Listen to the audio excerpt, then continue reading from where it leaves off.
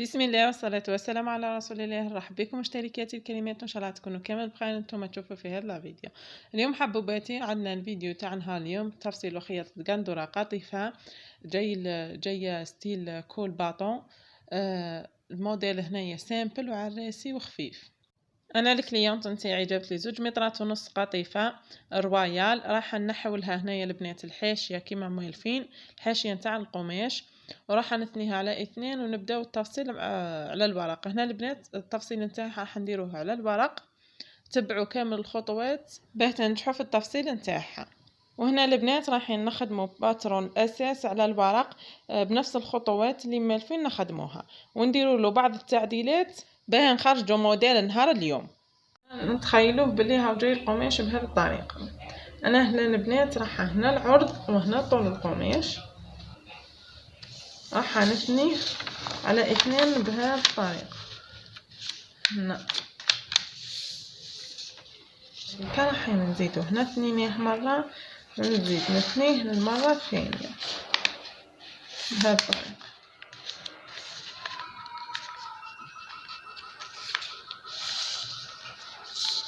هنا انا هنايا الطول اللي حددته يكون 1.5 سنتي بهذه الطريقه. هنا البنات هذه النقطه هنا الجهه مفتوحه وهنا الجهه المغلقه. راح نبداو هنايا نبداو نرسم الكتف. راح نحدد مسافه هنا الدوره نتاع الكتف، من الكتف للكتف نثنيها على 2 تعطي لي 20 سنتي. نهبط هنا البنات بمسافه 3 سنتي ولا 2 سنتي، نهبطوا بميلان الكتف، من بعد نحدوا نقطه. من هذا النقطه البنات راح نرسم خط مستقيم للبدايه. هنا بهذا نكون حددنا دورة الكتف. من الكتف البنات نهبط بمسافة 20 سنتي بخط عمودي. هنا يكون الخط عمودي، نحدو فيه الدورة نتاع الصدر. هنا الدورة نتاع الصدر راح نجيبو دوران الصدر نقسموها على 4 ونزيدو هنايا 6 سنتيم في دورة الصدر، نزيدو 6 سنتيم. في الكتان العادي، في الكتان القطيفة نقدر نزيدو 4 سنتيم لخاطر يتكسر. حبيتي القطيفة تاعك تكون عريضة تزيدي 6 سنتيم. نحدد الدورة نتاع الصدر من الخط من الميان الكتف للصدر. الدوران الصدر هنا هبطنا بخط عمودي نحدد فيه المنتصف تاع الخط والربع الاول. هنا في المنتصف راح ندخل من 1 ل 1.5 سنتي بهذه الطريقة ونعينو نقطة. نجي من هذا النقطة تاع ميلان الكتف نهبط بهذا الشكل بخط قوس، نعقب على هذه النقطة ونعقب على النقطة تاع الربع الأول ونكمل نروحو الخط تاع دوران الصدر. من دوران الصدر البنات راح نهبط بمسافة 20 سنتيم أخرى ونعينو دوران الخصر. دوران الخصر هنا راح نديرو الطول تاع دوران الخصر على 4 ونزيدوله 4 سنتيم حق لي بانس وحق الخياطة. راح نعينو النقطة نديروها هنا. نجي المسافة من هذه النقطة لهذه النقطة نوصلها بخط مستقيم. من بعد البنات من هذه النقطة راح نهبط بخط يكون مستقيم نحو الأسفل بهذا الطريقة. هنا نديرو الخط يكون مستقيم. هنا البنات نروحو نجيبو المقص ونفصلو هذا الجزء. انا في الموديل نتاعي هذه هي الطريقة اللي فصلت بها، وندور معاه بهذا الشكل.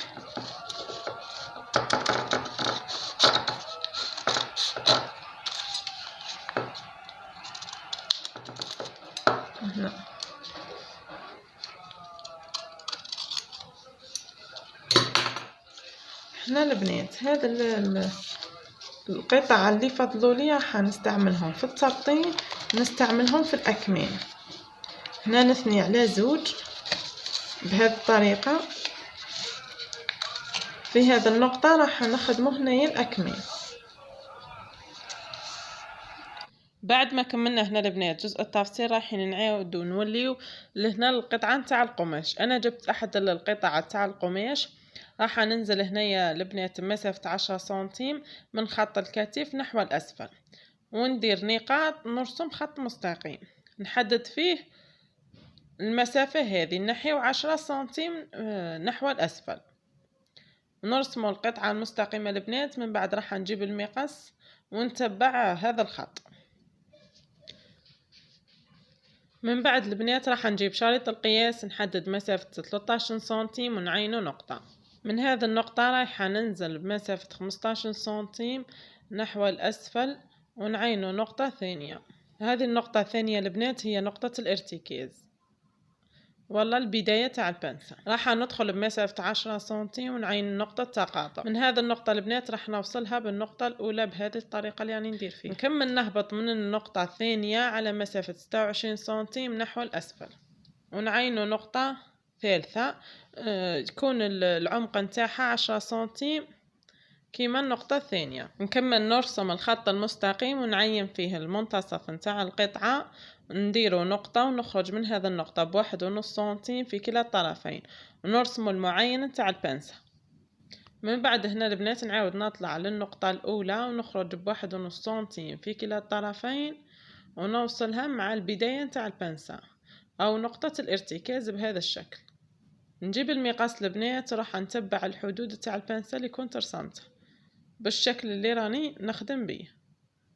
هنا البنات كي نكمل هذه الخطوة نكون كملت الجزء نتاع الصدر، رايحين نخلي له جزء للتبطين ونخيطوا البنسة هنايا رايحين ننتقلوا مع بعض للظهر. نرجع هنايا البنات الجزء تاع الظهر راح نهبط بنفس المسافة اللي هبطها في الصدر، نحدد مسافة 10 سنتيم ونعينوا نقاط ونرسم خط مستقيم. نجيب المقاس البنات ونتبع الخط حتى ننحي هذا القطعة. انا التعديل اللي راح نديره في الجزء تاع الظهر راح نهز مسافة 15 سنتيم في عرض الظهر ونعين نقطة ونعاود نفصل حردة الإبط. من هذه النقطة البنات راح نكمل بخط مستقيم حتى نهاية حردة الإبط بهذه الطريقة. نجي مع نقطة حردة الإبط البنات ونعينوا نقطة موازية بهذا الشكل، راح ندخل بمسافة 10 سنتيم ونزيد نهبط بمسافة ونعين 10 سنتيم ونرسمو خط. هذا الخط البنات ندير فيه 28 سنتيم ونعينو نقطة. من هذا النقطة البنات نعينو المنتصف تاع هذه القطعة. من هذا المنتصف نخرج ب2 سنتيم في كلا الطرفين ونرسمو المعين تاع البنسة. راح نقلب القماش على الطرف الثاني الطرف المقابل ونحاول نضغط باليد تاعي على المكان تاع البنسة باه نطبعوها في الجهة المقابلة. كي نكمل هذه الخطوات رايحين ننتقلوا مع بعض الأكمام. نجيب الباقي نتاع القماش راح نثنيه على 2. هنا البنات نديروه يتكسر في الجهة تاع العرض ونتأكدوا من الاتجاه تاع القطيفة. نحدد الطول اللي راني حاباته تاع الكم، انا درت 50 سنتيم، نتوما تحبوا تتحكموا في الطول كيما حسب الرغبة نتاعكم. رايحة نهبط هنا البنات من البداية نتاع الكم بمسافة 12 سنتيم ونعين نقطة نحو الأسفل. من هذه النقطة البنات راح نكمل نرسم خط يكون عمودي بطول 23 سنتيم ونعينه نقطة. من بعد نعاود نرجع هنايا البنات ونهبط مسافة 8 سنتيم ونعينه نقطة. راح نوصل ما بين آخر نقطتين بخط مستقيم بهذا الشكل. نجيب المقاس البنات ونقطع هذا الخط. نعاود نرجع هنايا نقطة الطول راح ندخل بمسافة 13 إلى 15 سنتيم. هنا البنات أنا درت 15 سنتيم وعينت نقطة ووصلتها بالنقطة نتاع نهاية حردة الإبط. نجيب المقص ونكمل لافورم نتاع الكم نتاعنا. أنا خدمت هنايا كم واحد، رايحين نتوما تفصلوا 2 أكمام وباقي القماش البنات رايحين نستعملوه في التبطين نتاع الصدر والظهر. هنا البنات هذه أحد الطرق أنكم تبطنوا بالقماش. من بعد راح ندير لكم فيديو تبطين بالبي.